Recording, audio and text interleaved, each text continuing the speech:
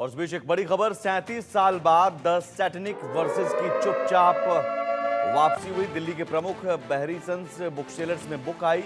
सलमान रुश्दी की book the satanic versus विवादों में रही। द सैटेनिक वर्सेस कथित ईश निंदा वाली सामग्री के कारण विवादों में रही। सलमान की बुक पर 1998 में प्रतिबंध लगाया गया था। बुक के आयात पर रोक लगा दी गई थी। 1988 में पहली बार प्रकाशित हुई थी द सैटेनिक वर्सेस, और इस किताब को लेकर खूब विवाद हुआ। सलमान रुश्दी की किताब की अब वापसी हो गई है। बुक स्टॉल पर आपको एक किताब मिल जाएगी। सलमान रुश्दी की द सैटेनिक वर्सेस, दिल्ली के प्रमुख बहरीसंस बुक सेलर्स में इसकी वापसी हुई, जिस पर प्रतिबंध लगाया गया। 37 साल बाद इस किताब को बुक स्टॉल पर देखा जा सकता है। कथित ईश निंदा वाली सामग्री के कारण इस पर प्रतिबंध लगा था 1998 में, और अब इसकी वापसी हो चुकी है। सलमान रुश्दी की विवादास्पद बुक द सैटेनिक वर्सेस पर लगा आयात प्रतिबंध हटाने के बाद बुक अब मार्केट में आ चुका है। बुक पर भारत में 1998 में प्रतिबंध लगा दिया गया था, और सरकार के आदेश के तहत पुस्तक के आयात पर रोक लगा दी गई थी। फैसले के दौरान केंद्रीय अप्रत्यक्ष कर एवं सीमा शुल्क बोर्ड ने अदालत को बताया कि 1988 में सरकार द्वारा जारी अधिसूचना का अब पता नहीं लगाया जा सकता। इस अधिसूचना के तहत सलमान रुश्दी की किताब द सैटेनिक वर्सेस पर प्रतिबंध को बरकरार रखा गया था। 1988 में पहली बार प्रकाशित द सैटेनिक वर्सेस कथित ईश निंदा वाली सामग्री के कारण लंबे समय से दुनिया भर में विवाद का स्रोत रही। खासकर कुछ मुस्लिम समुदायों में इस प्रतिबंध सबसे पहले 1988 में तत्कालीन राजीव गांधी के नेतृत्व वाली कांग्रेस सरकार ने मुस्लिम समुदाय के सदस्यों की शिकायतों के बाद लगाया था, जिन्होंने तर्क दिया था कि बुक इस्लाम के प्रति ईश निंदा करती है।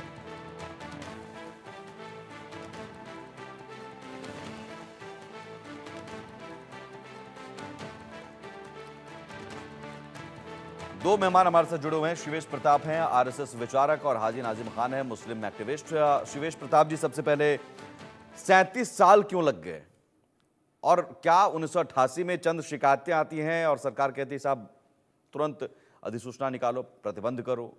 क्योंकि उस समय तो एक शिकायत कोई मौलाना करने चला जाता था, उस शिकायत पर सीधे फैसले होते थे, या सुप्रीम कोर्ट के फैसले तक को पलट दिए जाते थे। शाहबानो का केस देखिए, वो जो दौर था वो राजीव गांधी का दौर था, और वो एक ऐसा कालखंड था जब अपीजमेंट अपने पीक पर था देश में। और जैसा कि आपने स्वयं ये बात कही, तो सुप्रीम कोर्ट के फैसले पलट दिए जाते थे, मानवाधिकार को किनारे रख दिया जाता था किसी भी समुदाय को खुश रखने के लिए और वोट बैंक की पॉलिटिक्स के लिए।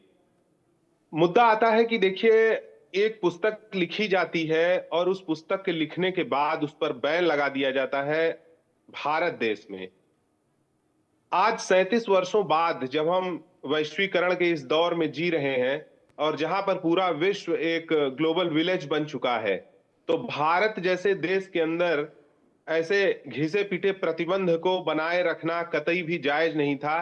क्योंकि आज की दुनिया में जब विश्व एक दूसरे से जुड़ा हुआ है, और यूएस यूके गल्फ में कोई भी घटना है और वो भारत के साथ त्वरित रूप से कनेक्टेड है, तो इसमें किसी देश पर इस तरह की बात नहीं होनी चाहिए। दूसरी एक महत्वपूर्ण बिंदु जो मैं लाना चाहूंगा यहां पर, कि भारत जिसके साथ अभिव्यक्ति की स्वतंत्रता, हम एक अभिव्यक्ति की स्वतंत्रता को हम बहुत महत्व देते हैं, और हमारा संविधान बहुत महत्व देता है। और जब यह देश संविधान से चल रहा है, तो उस अभिव्यक्ति की स्वतंत्रता को समझते हुए क्या इस प्रकार के प्रतिबंध लगाए जाने उचित हैं? और मैं आपको यदि भारत के इतिहास की तरफ भी ले चलूं, तो देखिए, हमारी व्यक्ति की स्वतंत्रता को सदैव से महत्व देती रही है जी। और इसी देश के अंदर अगर आप देखें तो कितने दर्शन जो है, सनातन दर्शन, बौद्ध, जैन दर्शन, यहीं इसी धरा पर चारवाक दर्शन भी फलता फूलता रहा है। तो कहने का अर्थ यह है कि जब तमाम अभिव्यक्तियां मिलती हैं, तमाम विचार मिलते हैं, तो कहीं ना कहीं उससे समाज में जो बुराइयां होती हैं, जो कमियां होती हैं, वो सवाल शिवेश प्रताप जी ये है कि आज राहुल गांधी जिस संविधान की दुहाई दे रहे हैं, या फिर लोकतंत्र का गला घोटने की दुहाई दे रहे हैं, कांग्रेस वाले दुहाई दे रहे हैं, ये किताब को बैन करना मुझे लगता है विचारों को गला घोटने जैसा है। किसी के विचारों को आप रोक रहे हैं, और किस आधार पर किया गया? चंद शिकायतें आई साहब, आपने कर दिया। जी हाजी नाजिम खान, जी। अब तो भाई बुक स्टॉल पर किताब मिल रहा है, जाकर क्या अब जो मौलाना है वो उस बुक स्टॉल को भी जला देंगे क्या? किताब छीन लेंगे क्या?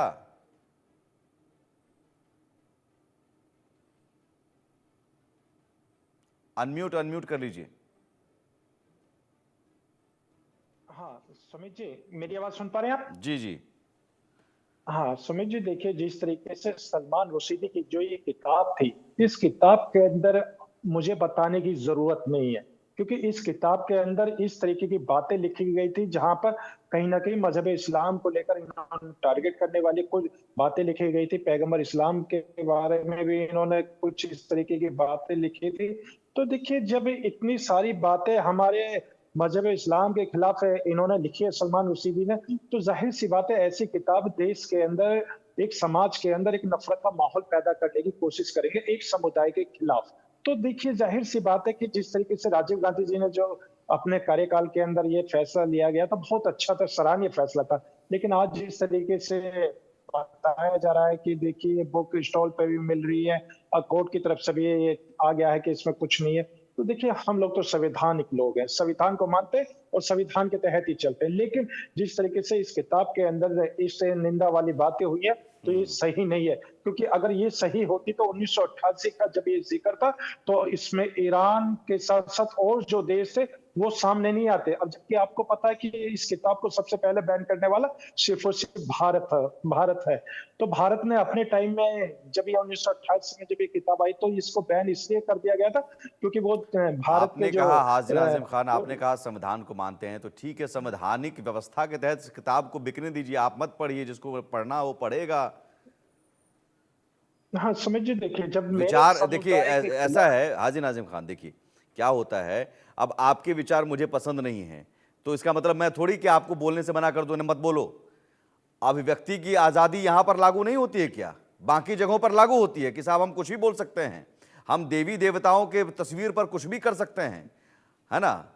तो वहां पर सनातन सहिष्णु बन जाए और यहां जरा सा चंद लाइन हो जाए, वहां पर अगर कुछ कह दिया जाए तो सर तन से जुदा, सर तन से जुदा। मैं ये मानता हूं और नाजिम सुमित खान जी देखिए, को मैं ये सलाह दूंगा कि बिल्कुल सत्य बात है कि किसी की आस्था पर कोई भी ऐसा कुठाराघात नहीं होना चाहिए, लेकिन इसको समग्रता से चिंतन करने की आवश्यकता है। और मैं ये मानता हूं कि अगर यह कोई विचार है जो आपके किसी स्वीकार्य विचार के विपरीत है, तो आप उससे बड़ी लकीर खींचिए। हम तो खंडन और मंडन की परंपरा के व्यक्ति हैं। अगर किसी ने खंडन किया किसी विचार विशेष का, तो मैं ये कहता हूं कि हमें समाज में ऐसे लोग आप ले आइए जो सलमान रुश्दी को गलत सिद्ध करें विचारों के द्वारा। क्योंकि जब एक विचार आया है तो उसके खंडन में आप फिर पुनः उस विचार का मंडन करने के लिए स्वतंत्र हैं। संविधान आपको यह अधिकार देता है। तो आप प्रतिबंध की बजाय आप सलमान रुश्दी के विरुद्ध ऐसी किताबें लेकर आइए, ऐसे विचार लेकर आइए और पूरे विश्व के सामने कलम का जवाब कलम से दीजिए, आप स्कॉलर भी हैं हाजी नाजिम खान। हाँ देखिए, हाँ जी बिल्कुल बिल्कुल। देखिए अभी आपने कहा कि जिस तरीके की सलमान रुश्दी की बात है, उनके खिलाफ ही उनकी जो ऐसी कोई किताबें लाई जाए किसी और द्वारा, राइटर द्वारा। देखिए हम लोग कभी भी उत्पाद मचाने की कोशिश नहीं करते। देखिए अगर हम ये कहेंगे कि सलमान रुश्दी ने ऐसा कहा, दूसरे राइटर ने ऐसा कहा, हम इन चीजों पर विश्वास नहीं करते।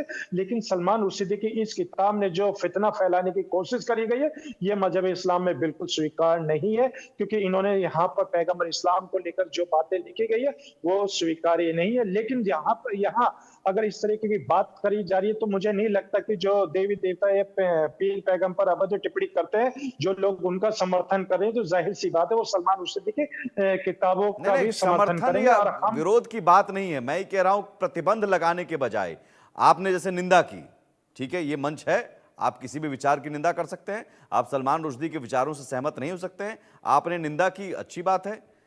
शिवेश प्रताप जी को कोई विचार अच्छा लगा, उन्होंने स्वागत किया।